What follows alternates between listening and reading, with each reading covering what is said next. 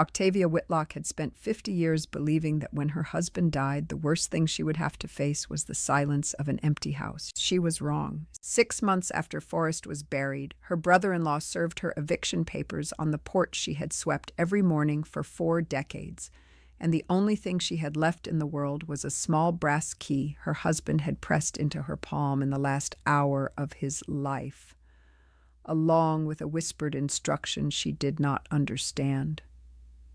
Go to the basement, Tavi.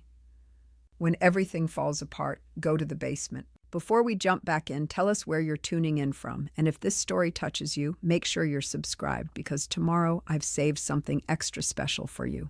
The papers came on a Tuesday. Tavi was 72 years old, standing barefoot on the painted boards of the porch, watering a row of geraniums that Forrest had planted the spring before he got sick. The man who handed her the envelope wore a cheap blue suit and would not meet her eyes.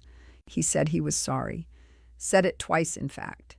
Then walked back to a sedan with the engine still running and drove away before she had the envelope fully open. She read the first page 3 times before the words stopped rearranging themselves on the paper. Notice of intent to recover property. Lyle Whitlock, claimant. Octavia Whitlock, occupant. 60 days to vacate. The address printed at the top was the address she had lived at since 1976. Her hands were not shaking. That came later. Right then, on the porch, the only thing she felt was a slow, cold understanding that the house she had cooked in, slept in, raised a stepson in, nursed her husband to death in, had never legally been hers.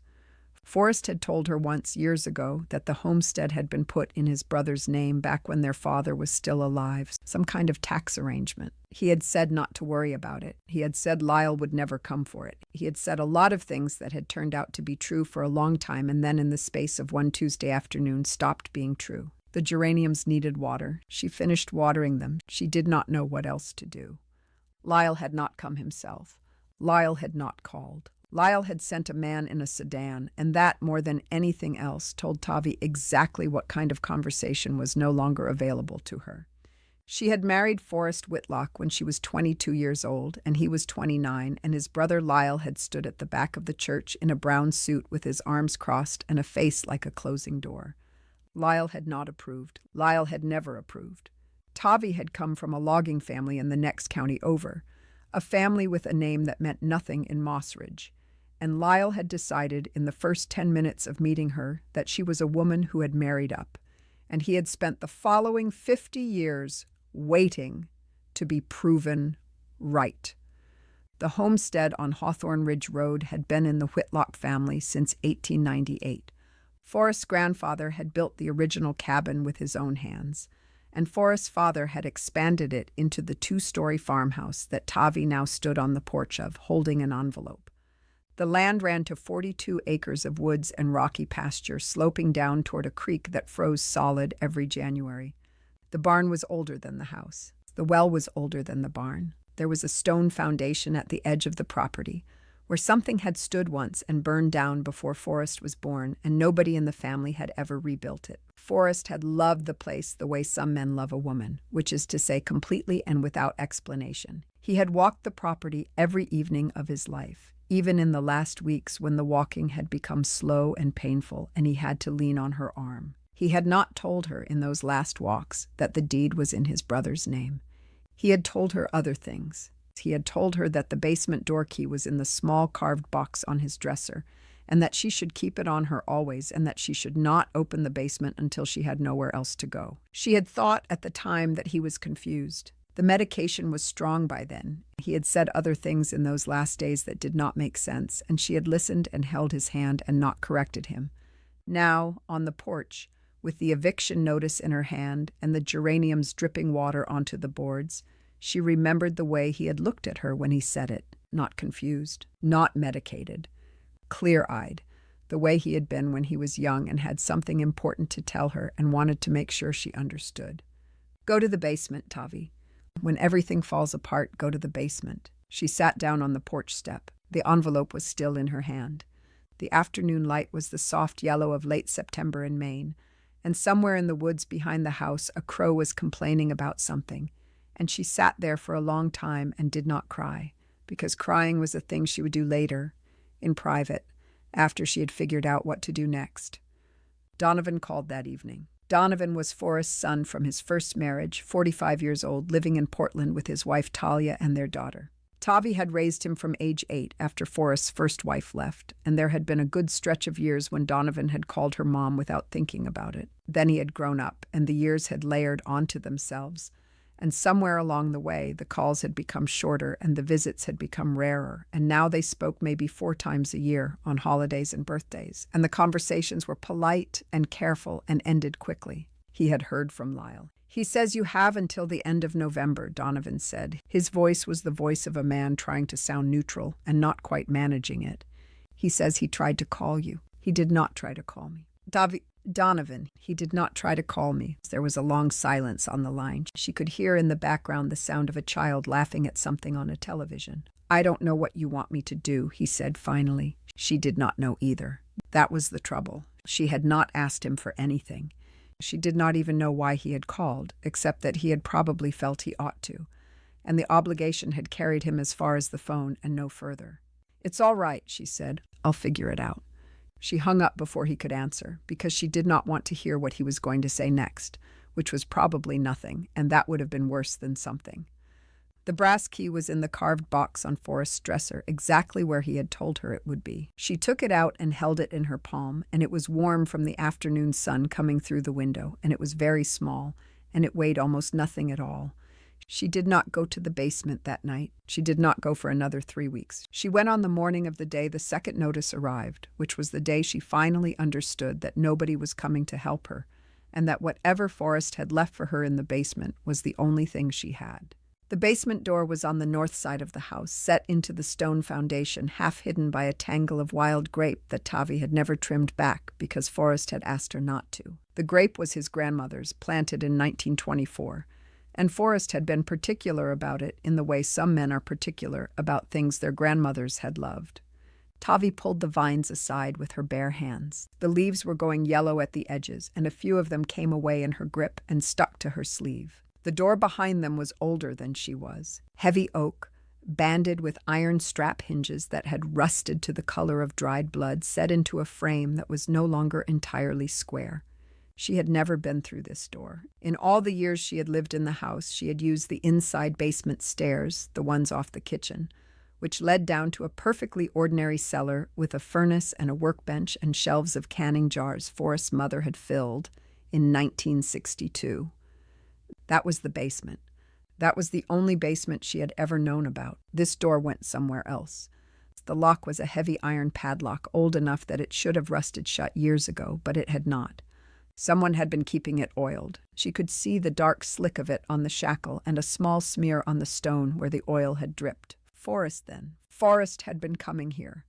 For how long she did not know. She fitted the brass key into the lock. It turned without resistance, and the shackle dropped open into her hand. And she stood there for a moment looking at it because she did not know whether she was ready to push the door open and find out what her husband had hidden from her for 50 years. Then she pushed the door open. The smell that came out was not what she expected. Not damp, not rot, not the closed-up animal smell of a place that had not been opened in a long time. It was the smell of clean stone and old wood and something else underneath, something mineral and faintly metallic like the inside of a coin purse. Steps led down. She counted them as she went. 11 steps cut into the stone, worn smooth in the middle by feet that had been going up and down them for 100 years. At the bottom there was a switch, a real electrical switch, mounted on the wall, and when she flipped it, 3 bare bulbs came on overhead in sequence, and she saw what Forrest had built. It was a workshop. The room was longer than she had imagined, running back under the foundation of the house and then beyond it, into the hill that the house was set against. The walls were stone.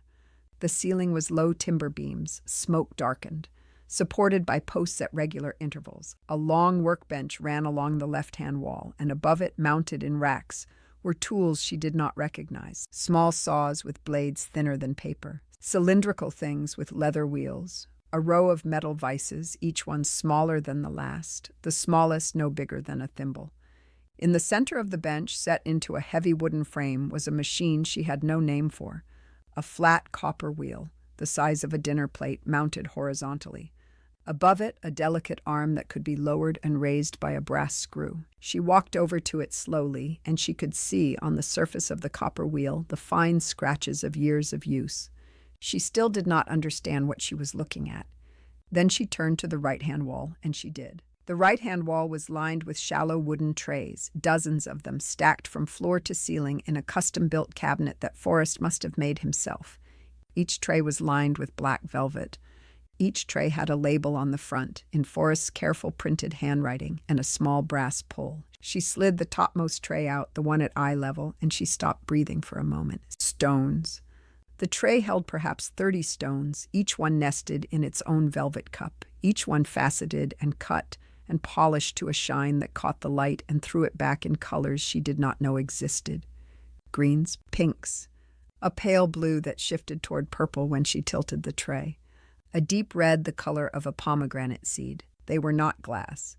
She knew that without knowing how she knew it. They were heavy and cold and alive in a way glass was not. The label on the tray read, Tourmaline, Hawthorne Ridge, North Slope, 1987-1992. She slid the tray back. She pulled out another.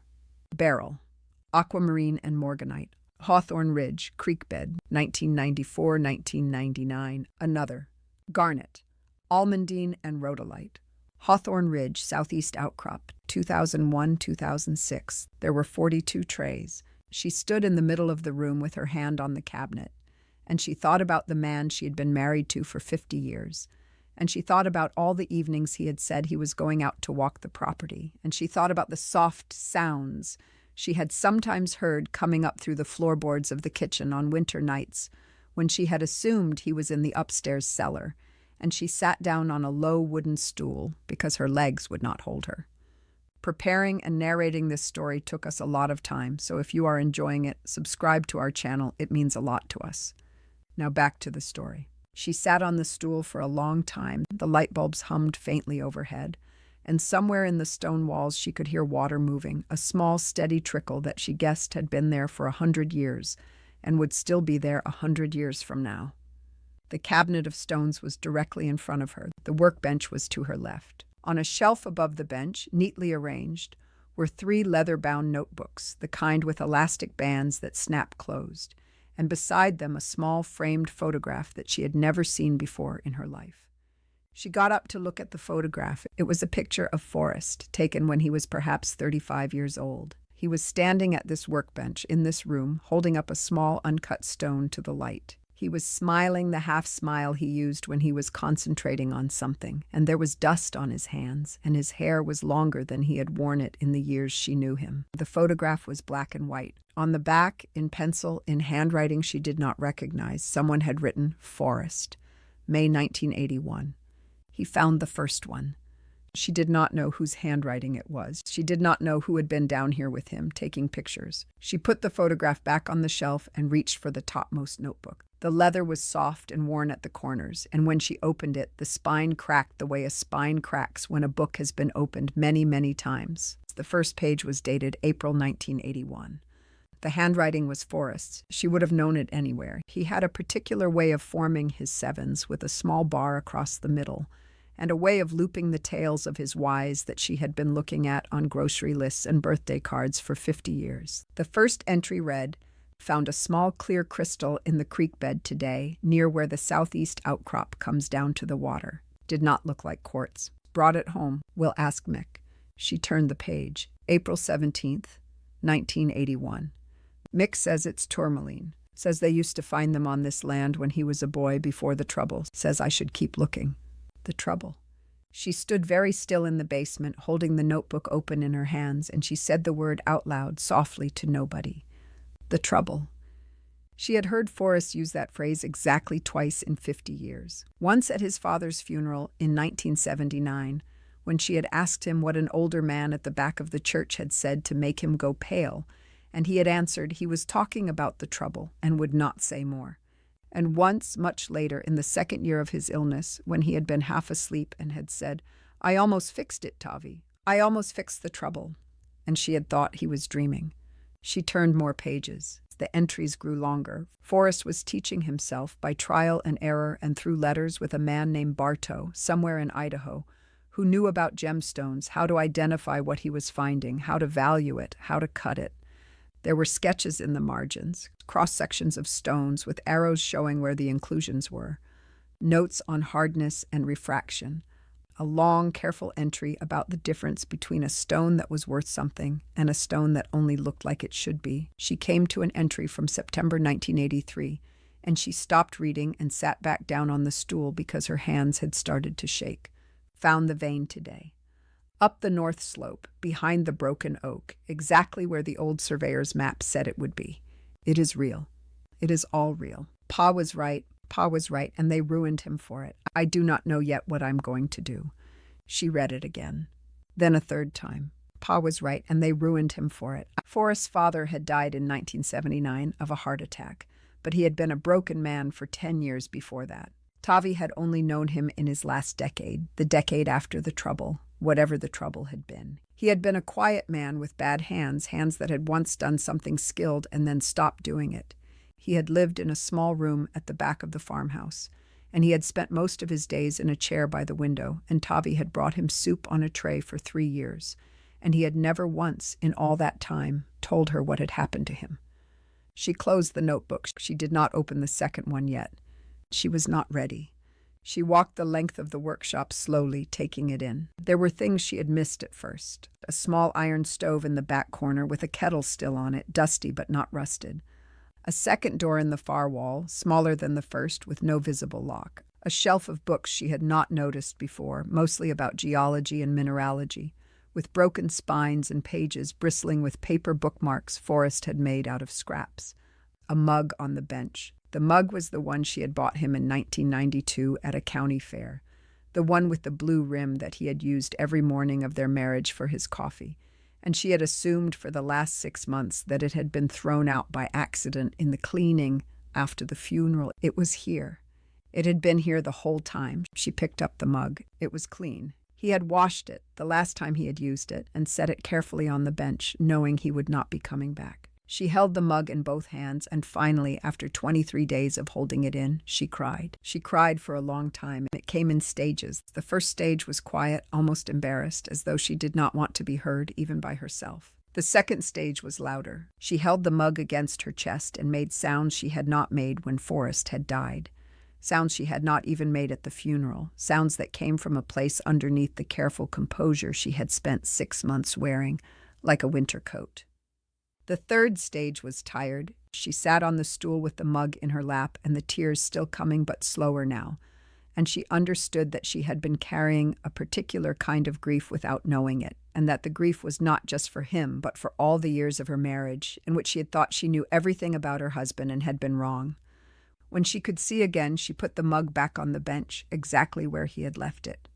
Then she walked toward the small door in the far wall. The door was set into the stone at an odd angle, lower than the ceiling allowed for, so that she had to stoop slightly to reach the handle. There was no lock. The handle was a simple iron loop, polished smooth in the middle by the grip of a hand that had pulled on it many times. She pulled, and the door swung inward without a sound, and she stepped through into a space she had not been prepared for in any way at all. It was a smaller room, perhaps 12 feet square. The walls were the same stone as the workshop, but here they had been plastered and whitewashed, and the ceiling was made of fitted boards instead of beams, and the floor was a single piece of slate that someone had cut and laid by hand. There were no tools in this room. There were no stones. There was a single chair, an old wooden rocker with a quilt folded over the back, and a small shelf with a kerosene lamp and a box of matches. And against the far wall, set on a low platform of cherry wood that Forrest had made himself, was a cradle. Tavi did not move. She stood in the doorway with one hand on the frame, and she looked at the cradle, and her mind went very still, the way a pond goes still in the seconds before a stone breaks the surface. The cradle was small and beautifully made.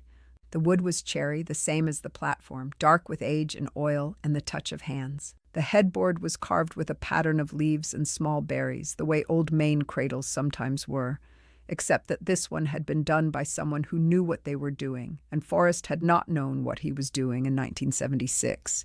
He had taught himself. She could see in the work the difference between the early carving on the platform, which was rough and uneven, and the later carving on the headboard, which was patient and skilled, the work of a man who had been at this for years. He had not stopped. That was the thing that hit her hardest, standing in the doorway. 46 years ago, when they had lost the baby in the 7th month and the doctor had said gently that there would not be another, she had assumed Forrest had put it away. He had said almost nothing about it at the time. He had held her, and he had cooked for her, and he had walked her slowly back into the world, and she had thought in the years that followed that he had grieved the way she had grieved, which was hard and fast and then over. Or as over as those things ever get. He had not grieved that way at all. He had come down here. For 46 years, in the hours she thought he was walking the property, he had been carving a cradle for a child who had never lived. Not because he was sick, she understood that immediately. Not because something inside him had broken and he had not been able to let go. He was not that kind of man. He had been doing it because the only place he had been able to put the thing he carried was into the wood, slowly, a few minutes at a time, year after year, until the thing had a shape and a place and was no longer only inside him. She walked into the room.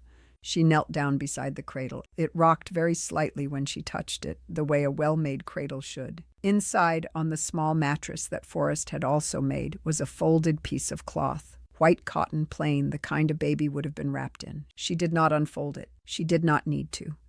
There was a small drawer built into the base of the platform. She had almost missed it. The pull was a wooden bead, and she had to look for it twice before her hand found it. She slid the drawer open. Inside the drawer, in a neat stack tied with a strip of pale blue ribbon, were 38 envelopes. Each one was addressed in Forrest's handwriting. Each one said Tavi, and underneath, a year. The bottom envelope was dated 1976. The top envelope was dated 2014.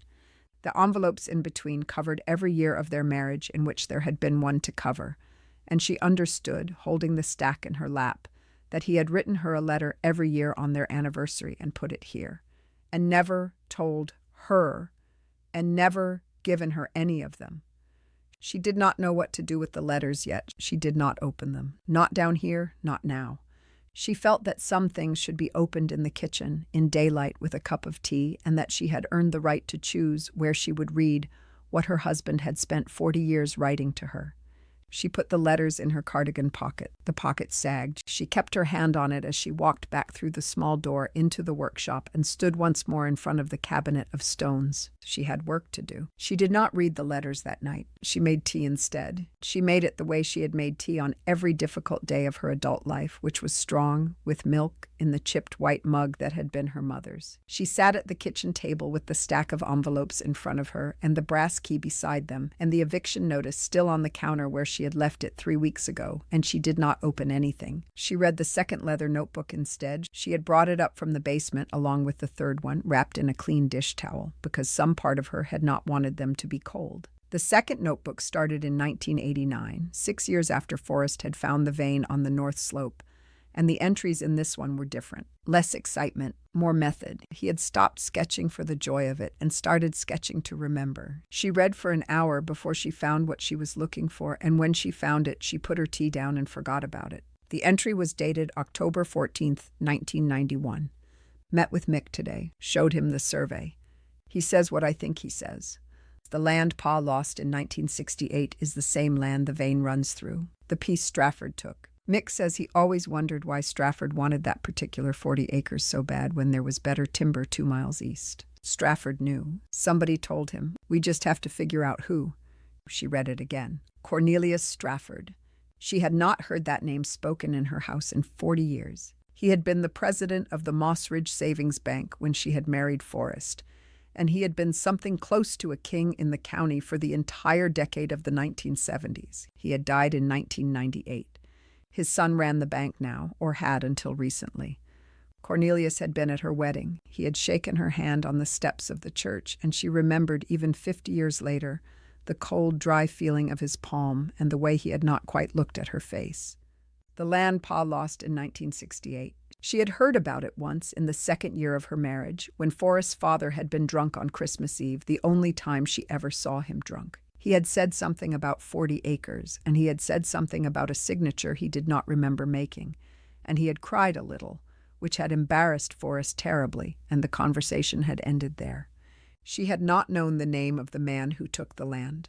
She had not even known until now that the trouble had a man's name attached to it. She read on. The next entries got darker. Forrest had started, sometime in 1992, a quiet investigation that she was now reading the record of, an investigation he had carried on for almost 20 years without telling her. He had pulled bank records from microfilm at the county archive. He had tracked down the surveyor who had drawn the original 1968 boundary, a man named Royal, who had told him 2 whiskeys into a conversation in a bar in Bangor that the survey had been redrawn after the signature, not before, and that Royal had been paid $200 in cash to keep his mouth shut. He had found a copy of the original deed transfer signed by Forrest's father, and he had written in the margin of the notebook in red pencil, "Pa could not have signed this. Pa was in the hospital." She turned the page. There was a photocopy taped into the notebook, folded in half. She unfolded it. It was a hospital admission record, dated 3 days before the deed transfer. Whitlock Howard, acute pneumonia, sedated, length of stay, 11 days. She sat back in her chair. Forrest's father had not signed the deed. Someone had signed it for him. Strafford had taken 40 acres of Whitlock land in the spring of 1968 with a forged signature, and then 23 years later, Forrest had figured it out, and he had gone on figuring it out for the rest of his life. And he had never once told her, because he was the kind of man who did not bring a fight into the house until he was ready to win it. He had not won it. He had run out of time. She read the rest of the second notebook by the kitchen light, with the tea going cold and the kitchen clock ticking in the silence, and by the time she finished it, the eviction notice on the counter had become a different kind of paper. It was no longer a notice of intent to take the homestead. It was the next move in something that had been going on for 56 years, in which Lyle Whitlock, who had been Cornelius Strafford's loan officer for the last decade of Strafford's life and his godson besides, was finally finishing what his father in spirit had started. She understood it now.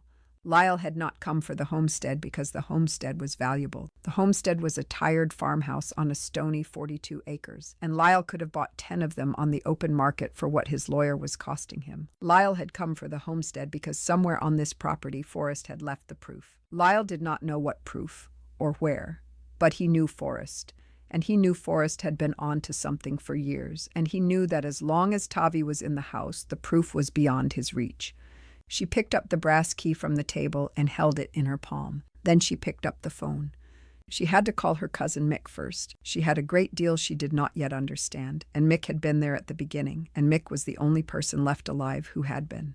Mick Dragada answered on the 4th ring. He was 81 years old, and he lived alone in a small cabin 3 miles up the ridge from the homestead, and his voice on the phone had the careful slowness of a man who had been expecting a call he was not entirely ready for. Tavi had not spoken to him in almost 2 years. They had been close once in the early decades of her marriage, when Mick had come to dinner on Sunday nights, and Forrest had sat on the porch with him drinking coffee until the light went out of the sky.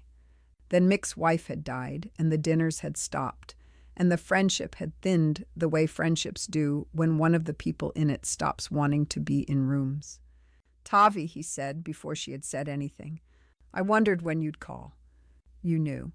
"I knew Forrest had been working on something for 30 years, and I knew he'd asked me not to come around after he got sick, and I knew that meant he was protecting me from something. So yes, I knew. Not the details. He never told me the details, but I knew."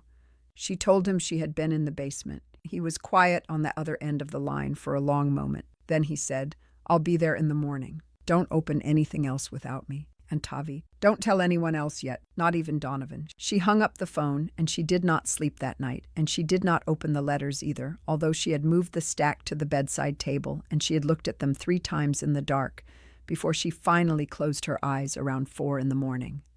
Mick came at 7. He came in his old green truck, and he came with another man in the passenger seat, and Tavi met them on the porch with a fresh pot of coffee. The other man was thin and gray-haired and had a face that did not give anything away. Mick introduced him as Bartholomew Royal, the surveyor's son, the one who had drawn the 1968 line.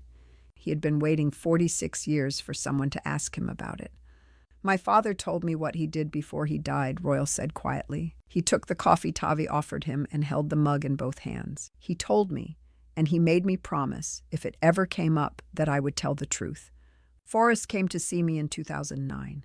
I gave him everything I had, the original survey with my father's notes on the back, the receipts for the cash. A letter my father wrote to himself the night he did it, explaining why. Forrest brought it all home with him. He said he was going to use it when the time was right. It's down there, Tavi said. All of it. She took them down. Mick had not been in the basement workshop in 20 years, and he stood in the middle of it for a full minute without speaking, looking at the cabinet of stones and the tools and the photograph of Forrest on the shelf. Royal had never seen any of it before. He walked the length of the workbench slowly, touching nothing, and when he came to the small frame picture of Forrest holding up an uncut crystal, he stopped and bent down to look at it more closely. That was my father's handwriting, he said.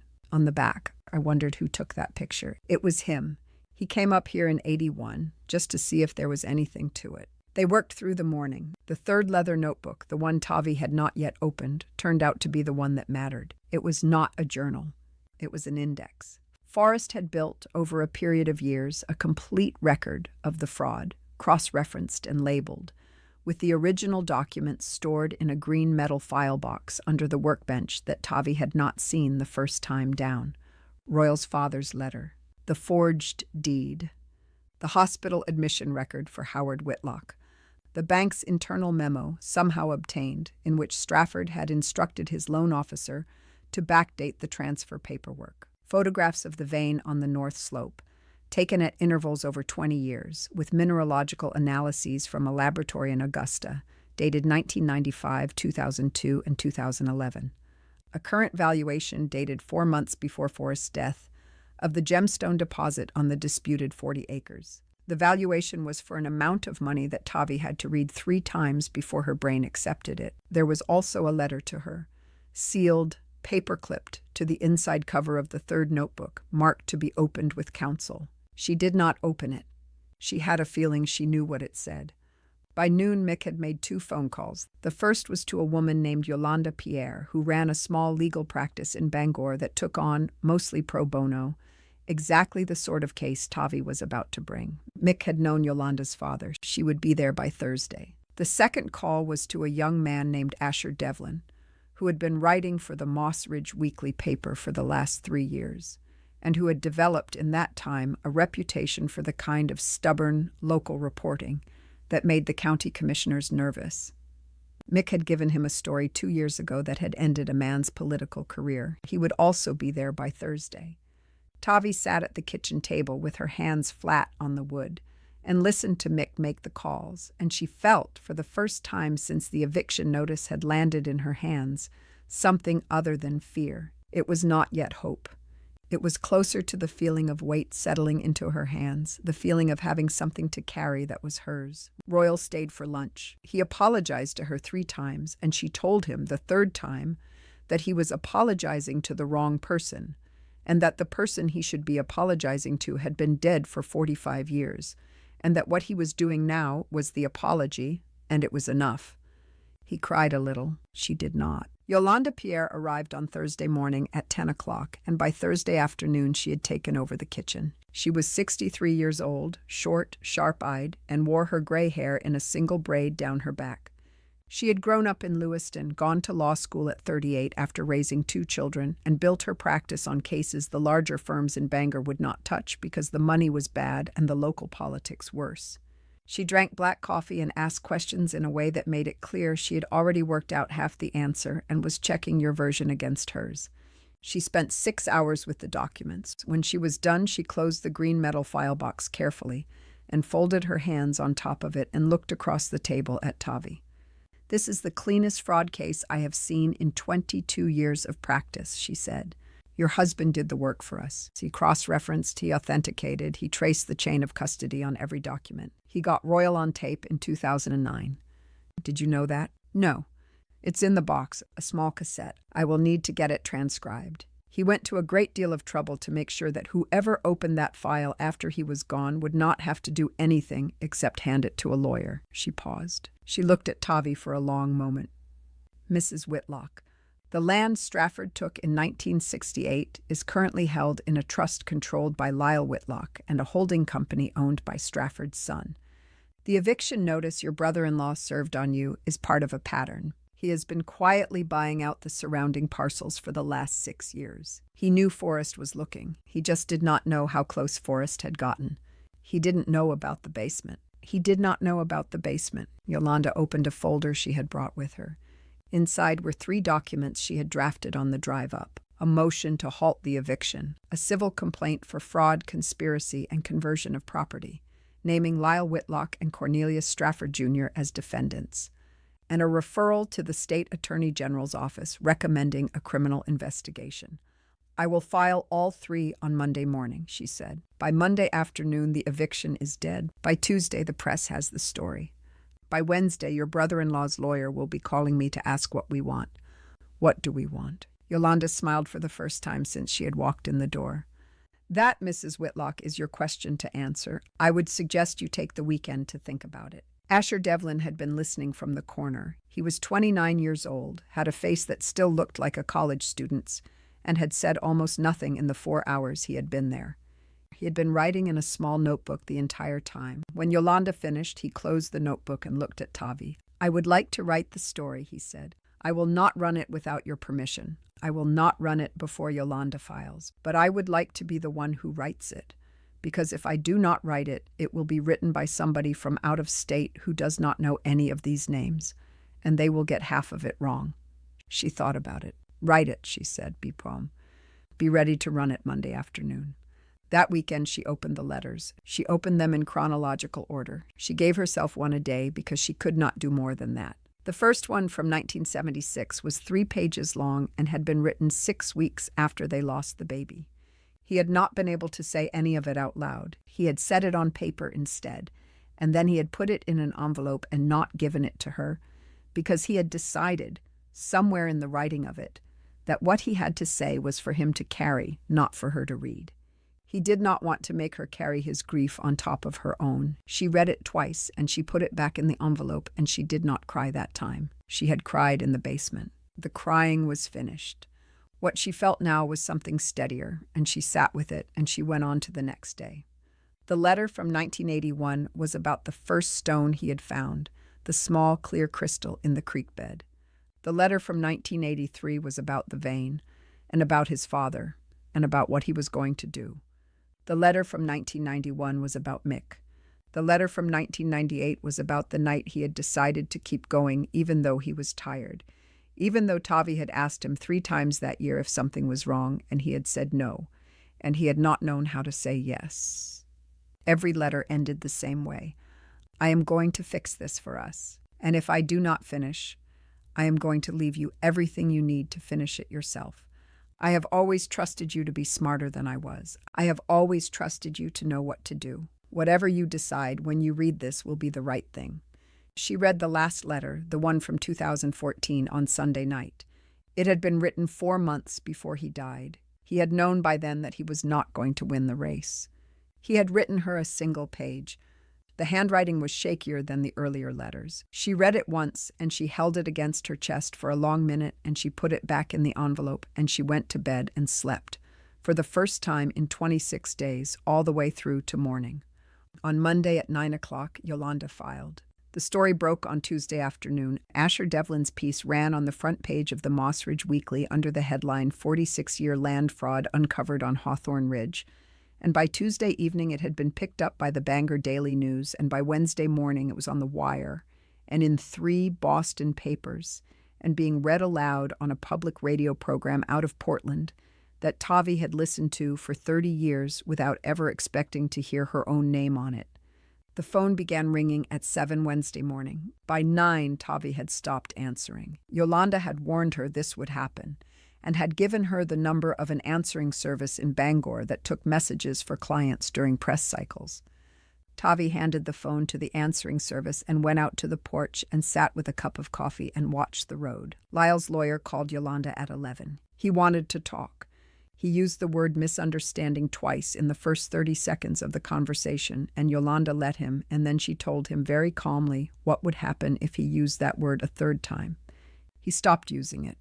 He asked what Tavi wanted. Yolanda said she would call him back.